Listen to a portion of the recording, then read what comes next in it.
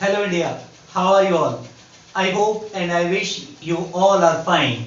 So today we are going to study the vector addition in chapter number 4 of class 11 which is motion in a plane.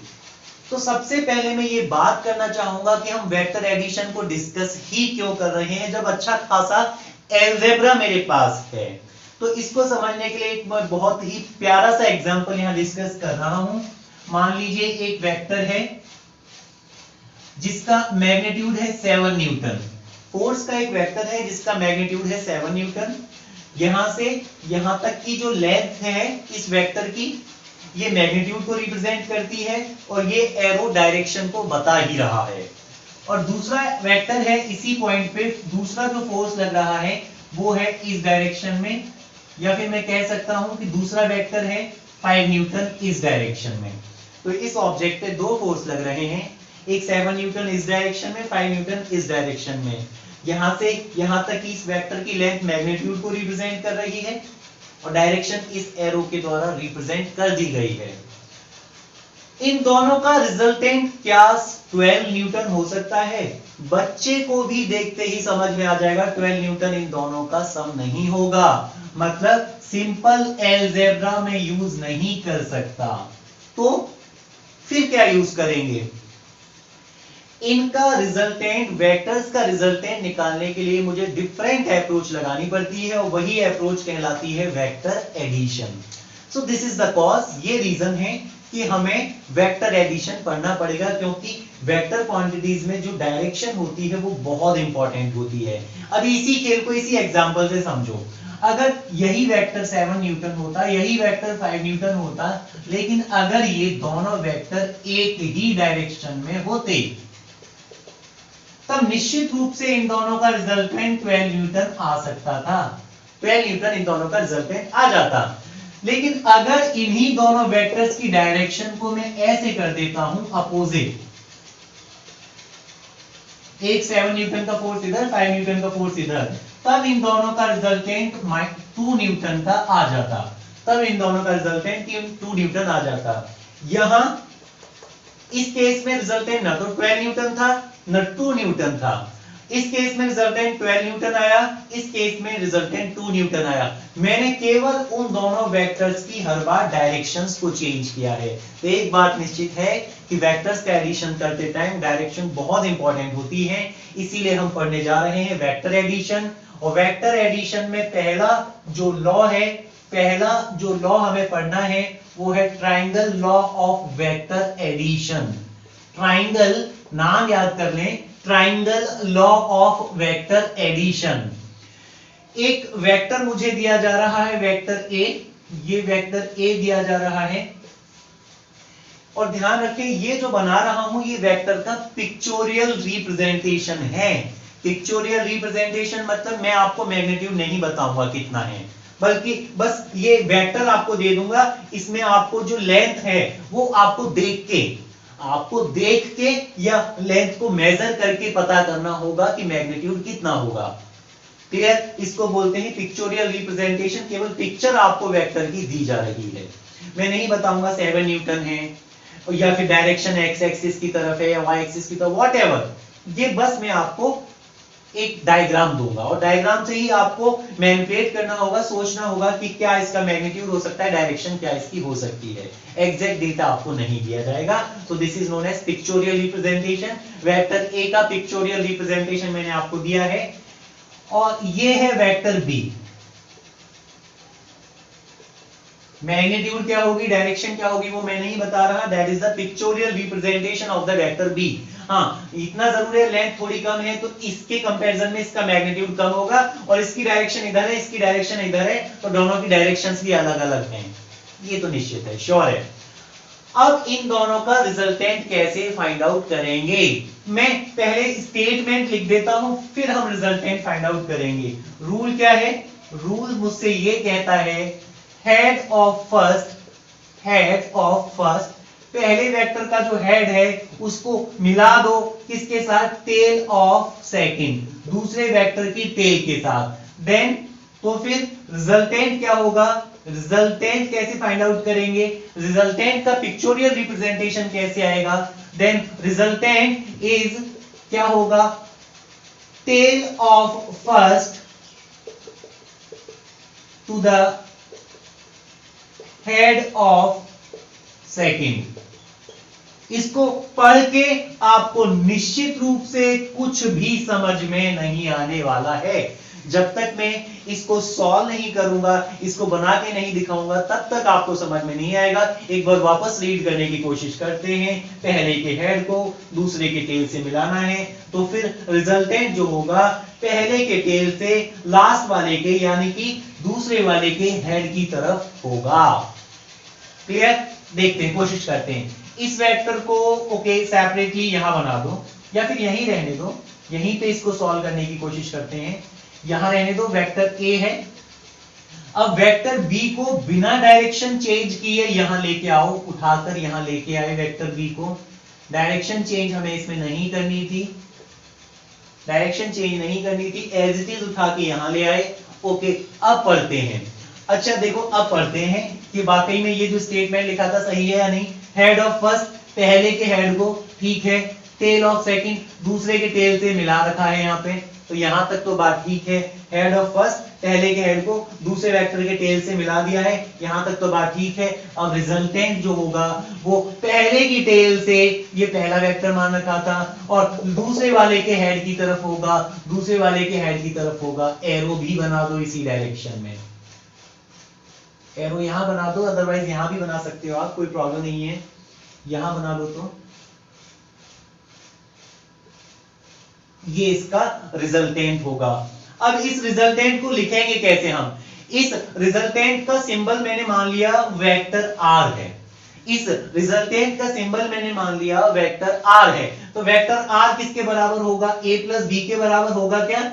नहीं, ए क्या है? केवल magnitude, और B क्या है? दूसरे वेक्टर का मैग्नीट्यूड। तो दोनों वेक्टर के सिंपल मैग्नीट्यूड के सम के बराबर नहीं होता। हाँ, कुछ पर्टिकुलर केसेस में हो सकता है, लेकिन हमेशा नहीं होता। तो फिर कैसे लिखेंगे? फिर लिखेंगे vector A plus vector B. तो दो वेक्टर्स का रिजल्टेंट निकालने का तरीका है ट्रायंगल लॉ से। इसका रिजल्टेंट जो आने वाला है, ए और बी का रिजल्टेंट जो आने वाला है, उसका पिक्चोरियल रिप्रेजेंटेशन हो गया।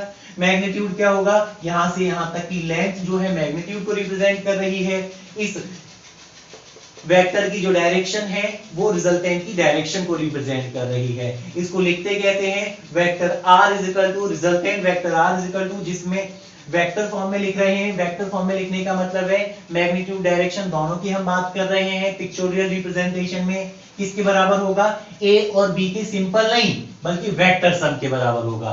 तो रिजल्टेंट इज इक्वल टू लिखा जाता है vector sum of A plus vector sum of B.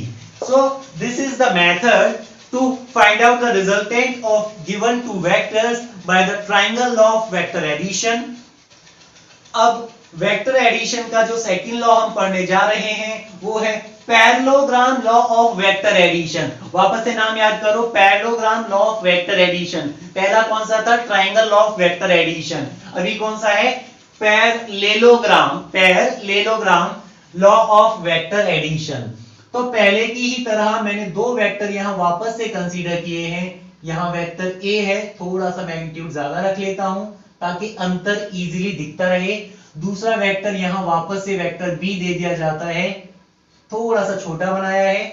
ये पिक्चोरियल रिप्रेजेंटेशन है वेक्टर ए का, वेक्टर बी का पिक्चोरियल रिप्रेजेंटेशन, और रिजल्टेंट वेक्टर क्या आएगा उसका पिक्चोरियल रिप्रेजेंटेशन मैं बनाऊंगा, फाइंड आउट करूंगा by the help of parallelogram law of vector addition. Okay, rules में लिख देता हूं पहले, उससे आप फाइंड आउट करने की कोशिश करना, थोड़ा सा सेंस बनाने की कोशिश करना। देखेंगे रूल क्या है? Tail of first plus tail of second, tail of first plus tail of second. Okay, then construct क्या? Construct parallelogram, then construct parallelogram। so the resultant क्या होगा? resultant होगा tail point to the head point, और इसको पढ़ते ही आपको निश्चित रूप से कुछ भी समझ में नहीं आने वाला। एक बार फिर भी पढ़ लेते हैं, जो नहीं समझ में आ रहा उसको भी एक बार पढ़ लेते हैं, शायद कुछ सेंस बन जाए। तो मैं कह रहा हूं टेल ऑफ फर्स्ट वेक्टर, पहले वेक्टर की टेल को ओके दूसरे वेक्टर की टेल के साथ मिला दो। ओके ठीक है, और फिर एक पैरेललोग्राम बना दो। दो साइड दी जा रही है तो निश्चित रूप से हम पैरेललोग्राम बना सकते हैं। पैरेललोग्राम बना दो, उसके बाद जो दोनों वेक्टर्स का टेल पॉइंट था ठीक है, उससे हेड पॉइंट की तरफ एक वेक्टर बना देते हैं। टेल पॉइंट से tail point to the tail point से हेड पॉइंट की तरफ जो वेक्टर हम बनाएंगे वही है रिजल्टेंट। नहीं आया, कोशिश करते हैं समझने की। यही बना लेते हैं, इसको बाइज्जत उठा के यहां ले आओ। इस बार अंतर है पिछली बार से। पिछली बार हमने क्या किया था, पिछली बार हमने पहले के हेड से दूसरे के टेल को मिलाना था, लेकिन इस बार दोनों के टेल पॉइंट्स को मिलाना है। ठीक है, तो अब दिए गए पैरेललोग्राम की दो साइड मिल गई, तो पैरेललोग्राम कैसे कंस्ट्रक्ट करेंगे, इसके पैरेलल यहां से खींच दो ओके, और इसके पैरेलल यहां से खींचेंगे। तो जैसा एरो इस पे है वैसा ही एरो इस पे बनाएंगे, और जैसा एरो इसके ऊपर है वैसा ही एरो इसके ऊपर बनाएंगे। तो ये तो बन गया क्या, ये तो बन जाता है पैरेललोग्राम। अब रिजल्टेंट क्या होगा, दोनों वेक्टर्स का टेल पॉइंट यहां था और दोनों वेक्टर्स का हेड पॉइंट यहां मिल रहा है। पैरेललोग्राम के अंदर दिए गए डायगोनल में देखो, आप डायगोनल के ऊपर देखो, यहां पे दोनों के टेल पॉइंट मिल रहे हैं, यहां दोनों के हेड पॉइंट मिल रहे हैं। तो इस तरफ ये जो वेक्टर होगा ये होगा रिजल्टेंट वेक्टर आर। यहां से यहां तक इन दोनों वेक्टर्स के टेल पॉइंट से दोनों वेक्टर्स के हेड पॉइंट को मिलाने से ये जो वेक्टर कंस्ट्रक्ट हो रहा है दिए गए पैरेललोग्राम के डायगोनल के अंदर, डायगोनल पे आप देखें, ये कहलाता है दोनों का रिजल्टेंट। और हां, जो ट्रायंगल लॉ से आया था ना वही इससे भी आता है। एक बार वेरीफाई करें, ओके वेरीफाई कर लेते हैं। चलो, ट्रायंगल लॉ में क्या करते थे, पहले के हेड से दूसरे के टेल को मिलाते थे, पहले के हेड से दूसरे के टेल को मिलाते थे, और फिर रिजल्टेंट क्या होता था, पहले के टेल से दूसरे वाले का हेड। तो चेक कर लो, हाँ रिजल्टेंट एक जैसे ही आ रहे हैं और एक ही डायरेक्शन में आ रहे हैं, आने भी चाहिए। लॉ चेंज हुआ है, आंसर चेंज नहीं होना चाहिए। लॉ चेंज हुआ है, आंसर चेंज नहीं होना चाहिए। तो ट्रायंगल लॉ से भी वही आ रहा है, पैरेललोग्राम लॉ से भी वही आ रहा है। अब वेक्टर आर को कैसे लिख सकते हैं, वही पहले की तरह। देखिए ये वेक्टर ए था और ये वाला वेक्टर बी था, ऐसे ही इसके पैरेलल सेम वेक्टर खींचा है, इक्वल वेक्टर है, तो ये भी वेक्टर ए हो जाएगा। और इसके पैरेलल मतलब डायरेक्शन भी चेंज नहीं की, मैग्नीट्यूड भी चेंज नहीं किया, तो ये वाला वेक्टर बी हो जाएगा। ओके, तो अब रिजल्टेंट कैसे लिखेंगे, रिजल्टेंट होगा ए और बी का वेक्टर सम निकाला है मैंने, तो दो वेक्टर्स ए और बी का वेक्टर सम निकाला है, तो रिजल्टेंट इज इक्वल टू लिख सकता हूं ए और बी का vector sum. So the resultant is equal to, resultant vector R is equal to लिख सकते हैं vector A plus vector B. अब वो आएगा कितना, वो इसका पिक्चोरियल रिप्रेजेंटेशन ये दे रखा है। जो रिजल्टेंट आएगा उसका मैग्नीट्यूड ये होगा, डायरेक्शन इस एरो से पता मुझे चल रही है। तो ये है parallelogram law of vector addition.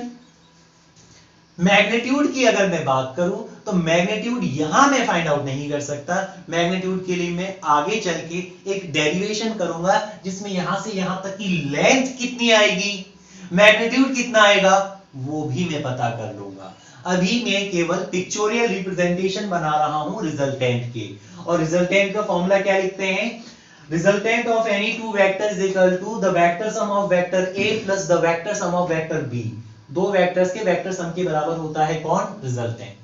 अभी मुझे पता चला है कि प्रतीक, प्रीतम, अंजलि, हर्षिता, गीतांजलि, कई सारे लोगों के मन में एक डाउट है।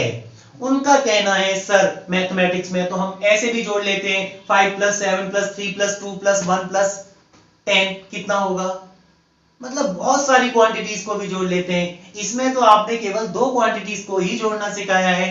दो से ज्यादा अगर वेक्टर क्वांटिटीज होंगी तो कैसे जोड़ेंगे सर, कैसे वेक्टर एडिशन उनका किया जाएगा, तो इसके लिए आपकी फरमाइश पे मैंने डिस्कस किया है polygon law of vector addition. तो स्टूडेंट्स अभी मेरे पास कई सारे वेक्टर्स हैं और उनका रिजल्टेंट मुझे फाइंड आउट करना है कुछ इस तरीके से। वेक्टर ए है, वेक्टर बी है, वेक्टर सी है, या इससे भी ज्यादा ले सकते हैं, मान लो वेक्टर डी है, और इन सभी का मुझे रिजल्टेंट फाइंड आउट करना है। इन सभी का वेक्टर एडिशन मुझे फाइंड आउट करना है, क्योंकि वेक्टर एडिशन ही पढ़ रहा हूं। तो आपका जो डाउट था उसके अकॉर्डिंग मैंने कई सारे वेक्टर ले लिए हैं और उनका रिजल्टेंट फाइंड आउट करूंगा, उनके रिजल्टेंट का पिक्चोरियल रिप्रेजेंटेशन मैं निकालूंगा। तो एक बात तो मैं पहले ही लिख सकता हूं, रिजल्टेंट वेक्टर आर जो होगा वो कैसे निकाला जाएगा, वो इन सभी वेक्टर्स के वेक्टर सम के बराबर होता है, होगा निश्चित रूप से। तो ये तो निश्चित है। अब फाइंड आउट कैसे करेंगे, रिजल्टेंट आर का पिक्चोरियल रिप्रेजेंटेशन आएगा कितना, ये तो फॉर्मूला हो गया, vector R is equal to vector sum of these all vectors. अब पिक्चोरियल रिप्रेजेंटेशन बनाने के लिए जो पहला वेक्टर है, पहले मैं रूल लिख देता हूं। रूल क्या है, या फिर रूल लिखने से पहले मैं एक बार बना लेता हूं, रिजल्टेंट फाइंड आउट कर लेता हूं, फिर मैं रूल लिख दूंगा। रूल फिर मैं बता दूंगा आपको। तो सबसे पहले एक बात मैं आपको बता दूं, ये जो लॉ है polygon law of vector addition, ये triangle law of vector addition का ही एक्सटेंडेड वर्जन है। तो सबसे पहले मैं एक स्टेटमेंट लिख देता हूं, this is extended version of triangle law. कौन से लॉ का, पहले वाले का। This is extended version of triangle law of vector addition. जो triangle law of vector addition पढ़ा था ये उसी का एक्सटेंडेड फॉर्म है। ओके, एक बार बनाने की कोशिश करते हैं, फिर रूल डिस्कस कर लेंगे। तो सबसे पहले मैं क्या करूंगा, पहले वेक्टर का जो हेड है उसको दूसरे वेक्टर की टेल से मिला देता हूं, एज इट इज उठा के यहां रख देता हूं। ध्यान रखना है, मैग्नीट्यूड चेंज नहीं करना है और जो एरो की डायरेक्शन है वो भी चेंज नहीं करनी है। ओके, ये वेक्टर बी हो गया। अब वेक्टर सी को, अब जो दूसरे वेक्टर का हेड है उसको तीसरे वेक्टर की टेल से मिला दो, उठा के एज इट इज यहां रख दो। ये हो गया vector C. As it is, direction भी चेंज ना हो और मैग्नीट्यूड भी चेंज ना हो, ये ध्यान रखना है। ऐसे ही अब ये तीसरे वाले वेक्टर का जो हेड है इसको फोर्थ वाले वेक्टर के टेल से मिला दो। ओके, ये हो गया फोर्थ वाला वेक्टर, वेक्टर डी। अब जो रिजल्टेंट होगा वो पहले वेक्टर के टेल से लास्ट वाले वेक्टर के हेड की तरफ होता है। So this is the resultant which is known as vector R. और रिजल्टेंट के लिए मैंने क्या रिप्रेजेंटेशन लिया है, वेक्टर आर। तो ये जो पिक्चोरियल रिप्रेजेंटेशन आ रहा है रिजल्टेंट का, ये रिजल्टेंट की मैग्नीट्यूड और डायरेक्शन दोनों को डिनोट कर रहा है। तो हमने एक बात लिख दी, क्या, कि जो polygon law of vector addition होता है वो triangle law of vector addition का ही एक्सटेंडेड फॉर्म है। हमें क्या लिखना होगा, head of first plus tail of second. Okay, head of first plus tail of second, then उसके बाद हेड ऑफ सेकंड और plus tail of third, head of second plus tail of third, ऐसे करके सो ऑन, ऐसा चलता रहेगा। और final resultant क्या होगा, then resultant is equal to आएगा क्या,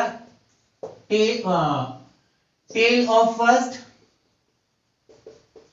पहले का tail, okay, and head of last vector, tail of first to the head of last vector. तो ये होगा resultant. Polygon law of vector addition के थ्रू ये है रिजल्टेंट फाइंड आउट करने का तरीका। डियर स्टूडेंट्स, अब मैं जो रिजल्टेंट फाइंड आउट कर रहा था, रिजल्टेंट जो अभी मैंने फाइंड आउट किए थे तीनों ही दिए गए लॉ से, उनमें जो रिजल्टेंट आया था उसका मैग्नीट्यूड अलग से फाइंड आउट करूंगा और डायरेक्शन भी अलग से फाइंड आउट करूंगा। वो आएगा कितना, वो 7 न्यूटन आएगा, 10 न्यूटन आएगा, कितना आएगा? तो मैंने आपके लिए एक फॉर्मूला यहां लिखा है, रिजल्टेंट जो आता है उसका जो मैग्नीट्यूड होता है, मैग्नीट्यूड क्यों? क्योंकि मैंने इसके ऊपर एरो हेड नहीं लगाया, मतलब केवल मैग्नीट्यूड की अभी मैं बात कर रहा हूं। तो मैग्नीट्यूड जो आता है रिजल्टेंट का, वो इस फॉर्मूला से कैलकुलेट किया जाता है। ये फॉर्मूला क्या है? पहले वेक्टर के मैग्नीट्यूड का स्क्वायर प्लस दूसरे वेक्टर के मैग्नीट्यूड का स्क्वायर प्लस 2ab, दोनों वेक्टर्स के बीच का जो एंगल है उसका cos थीटा। दोनों वेक्टर, कौन कौन से वेक्टर? वेक्टर a और वेक्टर b के बीच का जो एंगल है उसका थीटा, हमें cos थीटा कैलकुलेट हमें करना होगा, और इस फॉर्मूला की हेल्प से हम रिजल्टेंट फाइंड आउट कर सकते हैं। इसी को बोलते हैं एनालिटिकल मेथड। एनालिटिकल मेथड में हम क्या करते हैं? कई सारी चीजों के एनालिटिकल मेथड आप पढ़ोगे। अभी हमने पिक्चोरियल रिप्रेजेंटेशन जिसमें बनाया था उसको पिक्चोरियल मेथड भी बोलते हैं या फिर ग्राफिकल मेथड भी बोलते हैं, और अभी जो हम पढ़ रहे हैं रिजल्टेंट फाइंड आउट करने के लिए वो है एनालिटिकल मेथड, जिसके अंदर हम मैथमेटिक्स यूज करेंगे, और मैथमेटिक्स यूज करके जो आपको ज्यादा अच्छे से समझ में आ सकता है, मैथमेटिक्स यूज करके हम रिजल्टेंट भी फाइंड आउट करेंगे और डायरेक्शन भी फाइंड आउट करेंगे। किसकी? दिए गए दो या दो से ज्यादा वेक्टर्स की। ओके, तो मैं एनालिटिकल मेथड लगा रहा हूं, वो भी किसके ऊपर? Parallelogram law of vector addition के ऊपर एनालिटिकल मेथड लगा के रिजल्टेंट का मैग्नीट्यूड और डायरेक्शन फाइंड आउट करना चाहता हूं। एक डायग्राम बना लेते हैं। मान लीजिए वेक्टर a है, ओके, दूसरा वेक्टर b है, ओके, दोनों वेक्टर्स के बीच का जो एंगल है वो थीटा है। हम क्या करते हैं? टेल पॉइंट, अब इस टेल पॉइंट यहां पे हमने दोनों वेक्टर्स के टेल पॉइंट्स को मिला दिया। ओके, अब सबसे पहले इन दो दिए गए वेक्टर की हेल्प से पैरेललोग्राम बनाएंगे। कैसे? इसके पैरेलल यहां से खींच दो और इसके पैरेलल यहां से खींच दो, तो ये बन जाता है पैरेललोग्राम। जैसे एरो इन पे है वैसे ही उस डायरेक्शन में इस पे लगा दिया, जैसा एरो इस पे है उस डायरेक्शन में इस पे लगा दिया, तो रिजल्टेंट क्या होता है? सर, रिजल्टेंट होता है टेल पॉइंट से हेड पॉइंट जहां मिलने जा रहे हैं उसको मिला दो, ये होता है रिजल्टेंट। और रिजल्टेंट को हम डिनोट करते हैं वेक्टर r से। और रिजल्टेंट के साथ मान लीजिए, रिजल्टेंट के साथ पहले वेक्टर का जो एंगल है वो मान लेते हैं बीटा। ध्यान रखना, दोनों वेक्टर्स के बीच का एंगल थीटा, और रिजल्टेंट का जो एंगल है पहले वेक्टर के साथ वो मान लिया बीटा। क्यों? अरे सर, बाद में हमें ये भी तो फाइंड आउट करना होगा कि जो रिजल्टेंट आया है वो है किस तरफ, उसकी डायरेक्शन क्या है। तो मैं बता दूंगा कि वेक्टर ए जिस तरफ था उससे बीटा एंगल पे है रिजल्टेंट, तो मुझे एक्चुअल में रिजल्टेंट r का मैग्नीट्यूड कितना होगा और इसकी डायरेक्शन कितनी होगी, मतलब ये बीटा एंगल कितना होगा, ये दो चीजें पता करनी है। सो आर यू रेडी? चलिए इस पैरेललोग्राम को नाम दे देते हैं OPQS। R क्यों नहीं? क्योंकि R पहले ऑलरेडी यहां दे चुके हैं। तो ये बन जाता है पैरेललोग्राम, और पैरेललोग्राम में हमने पिक्चोरियल रिप्रेजेंटेशन के थ्रू रिजल्टेंट फाइंड आउट कर लिया है, लेकिन यहां एनालिटिकल मेथड लगाना है, मैथमेटिक्स यूज करना है, और मैथमेटिक्स यूज करके रिजल्टेंट को सेपरेटली और डायरेक्शन को सेपरेटली फाइंड आउट करना है। तो एक काम करते हैं, क्या काम करते हैं? मैं सोच रहा हूं कि मैं ट्रिग्नोमेट्री को यूज करके sin theta, cos theta, tan theta इनको फाइंड आउट कर सकूं, या पाइथागोरस थ्योरम को लगा सकूं, लेकिन ये सब तभी पॉसिबल है जब राइट एंगल ट्राइंगल हो मेरे पास। अभी तो नहीं है, तो एक काम करते हैं, राइट एंगल ट्राइंगल बनाने की कोशिश करते हैं। एक काम करो, इस साइड को वेक्टर ए को आगे बढ़ा दो, बढ़ा दिया, और इस वाले पॉइंट S से परपेंडिकुलर ड्रॉप कर दो, ड्रॉप कर दिया, ये परपेंडिकुलर हो गया। इस पॉइंट का नाम दे दो N, इस पॉइंट का नाम दे दिया N, इसको मैंने आगे बढ़ा दिया था एज इट इज, और इस वाले पॉइंट से परपेंडिकुलर डाल दिया था, ओके, और इस पॉइंट का नाम मैंने दे दिया है N। अब देखो, क्योंकि ये साइड को आगे बढ़ाया है, ओके, ये साइड को आगे बढ़ाया है, और इसके पैरेलल ये है, तो ये एंगल अगर थीटा है, ये एंगल अगर थीटा है, तो यहाँ पे ये एंगल भी कितना होगा? थीटा होगा।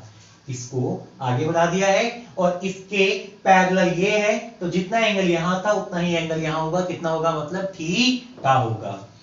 ओके, तो ट्राइंगल जो बन रहा है PSN, in triangle PSN, PSN वाले ट्रायंगल में sin थीटा और cos थीटा लगा लो, काय को आगे देखेंगे काय को।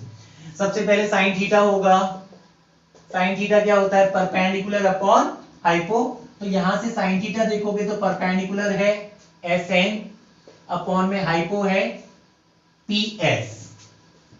ओके, तो यहां से SN कितना आ जाता है सर, SN इजिकल टू आ जाता है PS sin थीटा। लेकिन PS क्या है सर, P से S तक की लेंथ, तो P से S तक की लेंथ क्या है सर, लेंथ रिप्रेजेंट करती है मैग्नीट्यूड को, किसके मैग्नीट्यूड को सर, ये वेक्टर B ही तो है, इसके पैरेलल ये है, मतलब ये वेक्टर B था तो ये भी वेक्टर B है, और यहां से यहां तक क्या है, वेक्टर B का मैग्नीट्यूड। तो PS की जगह पर लिख सकता हूं, PS की जगह पर लिख सकता हूं वेक्टर B का मैग्नीट्यूड, और मैग्नीट्यूड को खाली लेटर से रिप्रेजेंट करते हैं, एरो हेड हटा देते हैं, तो PS की जगह B, sin थीटा की जगह sin थीटा ही आएगा। ये आ गई SN की वैल्यू, इक्वेशन नंबर 1। ओके, ऐसे ही इसी ट्रायंगल में, PSN वाले ट्रायंगल में cos थीटा लगाओ, दिमाग घुमा लो भाई, कितना होगा, cos theta is equal to होता है बेस कितना है PN अपॉन में हाइपो कितना है PS, तो यहां से PN इज इक्वल टू आ जाता है, PN इज इक्वल टू आ जाता है PS cos थीटा। भाई PS किसके बराबर होगा, PS अभी डिस्कस किया है सर, PS जो है P से S तक वेक्टर B है, P से S तक वेक्टर B है, और P से S तक की जो लेंथ है वो वेक्टर B के मैग्नीट्यूड को रिप्रेजेंट करेगी, तो P से S तक हम लिख सकते हैं वेक्टर B का मैग्नीट्यूड, और वेक्टर B के मैग्नीट्यूड को लिखेंगे B, एरो हेड हटा देते हैं, cos थीटा की जगह cos थीटा, ये आ गया PN। इक्वेशन नंबर 2 हो गई, इक्वेशन नंबर 1 हो गई। आगे चलते हैं, अब देखते हैं ये क्यों फाइंड आउट हमने किए थे। अब देखिए ट्राइंगल जो मैं देख रहा हूं, क्या आप भी वही देख रहे हैं, इन ट्राइंगल सनो, SNO, इन ट्राइंगल सनो, SNO वाले ट्राइंगल में, सनो वाले ट्राइंगल में देखते हैं हम क्या देख रहे हैं, पाइथागोरस लगाने की कोशिश कर रहा हूं, हिम्मत कर रहा हूं, जरूरत कर रहा हूं। देखिए, तो हाइपो का स्क्वायर मतलब OS का स्क्वायर, OS का स्क्वायर इज इक्वल टू होगा बेस का स्क्वायर, बेस मतलब ON का होल स्क्वायर प्लस NS का होल स्क्वायर। तो मैंने कुछ नहीं किया, कुछ तो किया है, बस पाइथागोरस लगाया है, ये का स्क्वायर इज इक्वल टू ये का स्क्वायर प्लस ये का स्क्वायर, सिंपल पाइथागोरस दिए गए राइट एंगल ट्रायंगल के ऊपर। OS का स्क्वायर, ध्यान रखना मैग्नीट्यूड की बात कर रहा हूं, OS मतलब O से S तक का मैग्नीट्यूड, और O से S तक वेक्टर कौन सा था, वेक्टर R, तो वेक्टर R है तो O से S तक का मैग्नीट्यूड कितना होगा सर, खाली R लिख सकते हैं, OS का स्क्वायर है, OS क्या है, O से S तक की लेंथ वेक्टर R के मैग्नीट्यूड को रिप्रेजेंट कर रही है, वापस बोले वेक्टर R के मैग्नीट्यूड को रिप्रेजेंट कर रही है, तो OS की जगह लिख सकता हूं सिंपली R का square is equal to ON।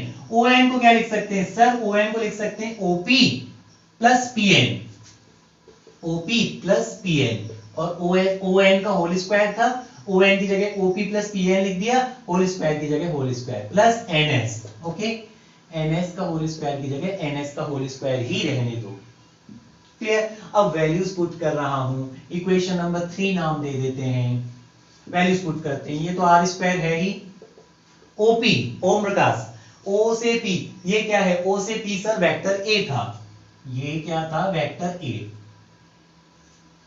और O से P तक की लेंथ किसको रिप्रेजेंट करेगी, O से P तक की जो लेंथ है वो किसको रिप्रेजेंट करेगी हर्षिता, सर O से P तक की लेंथ जो है वेक्टर A के केवल मैग्नीट्यूड को रिप्रेजेंट करेगी, तो O से P तक की जो लेंथ है वेक्टर A के मैग्नीट्यूड को रिप्रेजेंट करेगी, तो A लिख दो, और PN क्या है सर, PN तो यहां से देख लो ना, B cos थीटा, PN की जगह लिख रहा हूं B cos थीटा, और होल स्क्वायर की जगह होल स्क्वायर प्लस NS यहां से देखो, SN कह लो या NS कह लो एक ही बात है, NS इज इक्वल टू हो गया B sin थीटा, और होल स्क्वायर है तो B sin थीटा का होल स्क्वायर।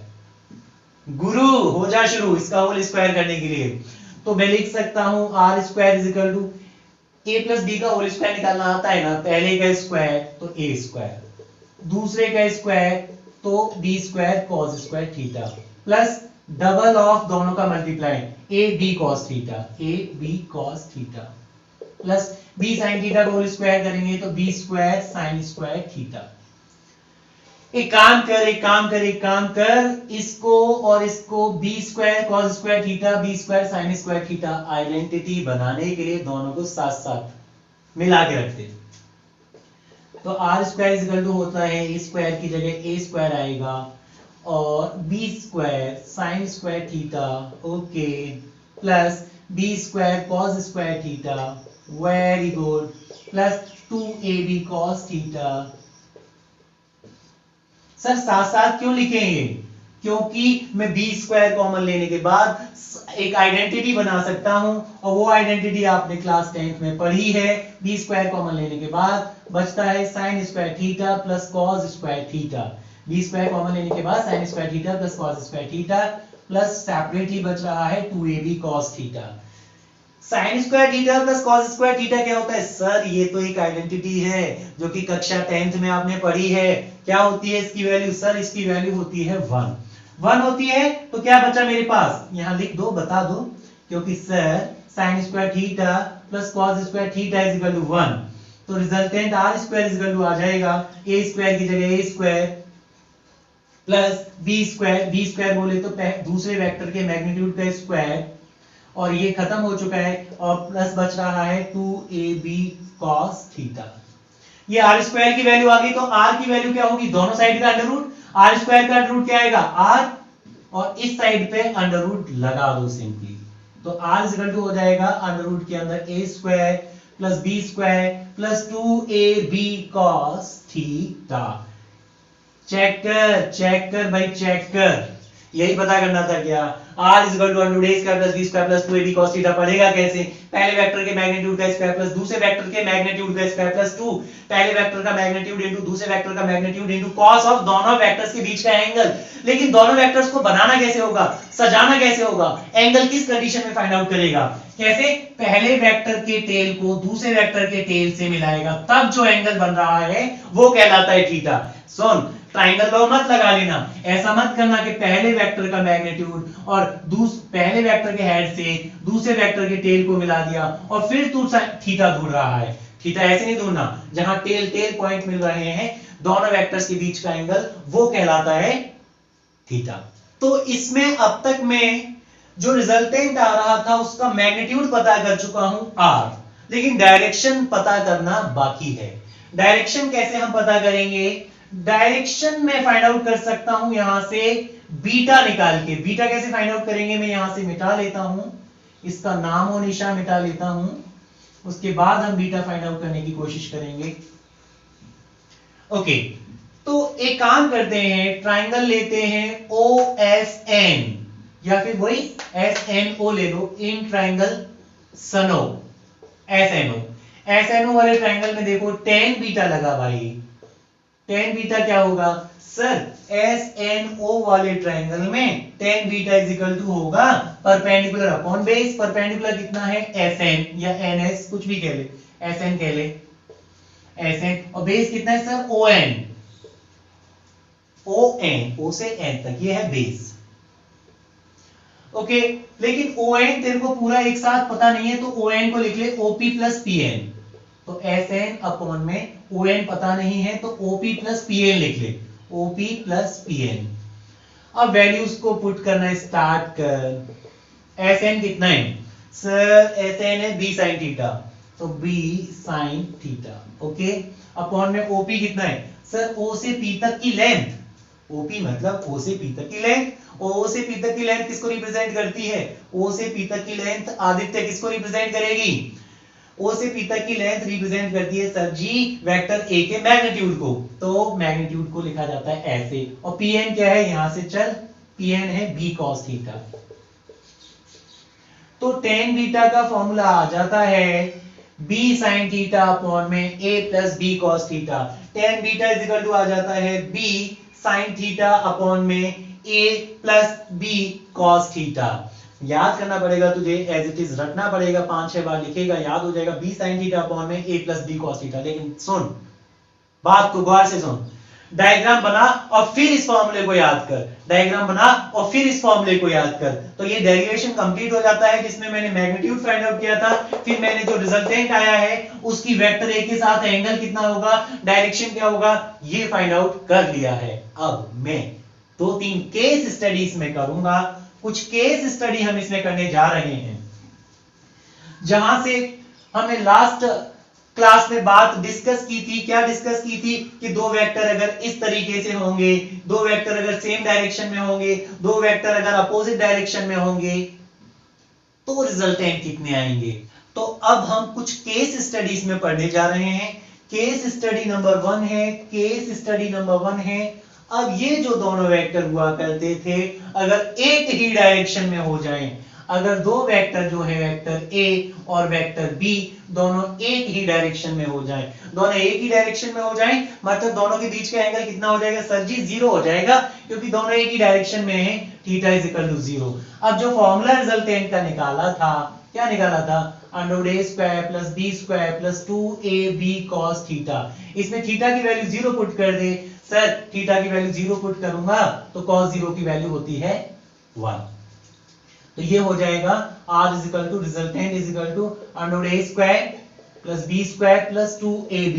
ये क्या है सर, ये तो a + b के होल स्क्वायर की आइडेंटिटी है, a + b के होल स्क्वायर और बाहर अंडर रूट, होल स्क्वायर और अंडर रूट दोनों एक दूसरे को कैंसिल कर देंगे तो बचेगा क्या, रिजल्टेंट r a + b।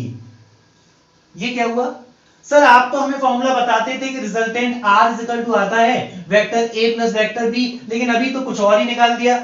ऐसा डाउट किसी ना किसी को हो सकता है, सरिता ऐसा लग रहा है क्या, अगर ऐसा लग रहा है तो सुनो मेरी बात, मैंने ये एक पार्टिकुलर केस स्टडी किया है। क्या कि अगर दोनों वेक्टर एक ही डायरेक्शन में हो तो रिजल्टेंट का जो मैग्नीट्यूड आता है, रिजल्टेंट का जो मैग्नीट्यूड आता है वो दोनों वेक्टर्स के सिंपल सम के बराबर होता है।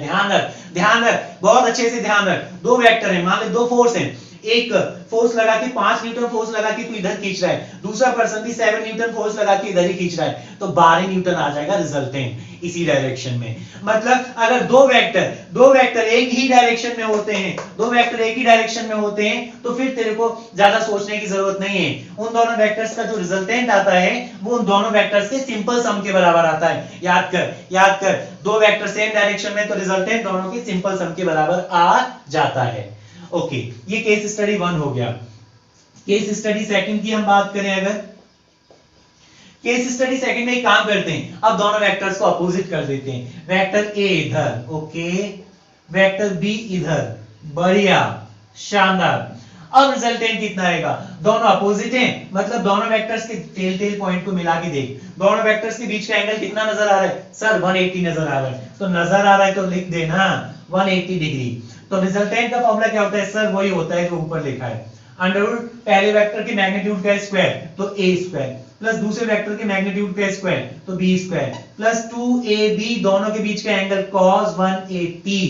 सुन भैया, cos 180 की वैल्यू तूने 10th में याद की होगी, नहीं की तो छोड़, हटा सावन की घटा। अब याद कर, ध्यान कर, सुन ले, cos 180 की वैल्यू होती है -1 cos 180 की वैल्यू याद कर -1 वैल्यू पुट यहां कर दे तो रिजल्टेंट r आ जाता है √a² + b² + 2ab cos 180 की वैल्यू -1 और -1 का यहां मल्टीप्लाई करेगा तो ये माइनस आ जाएगा।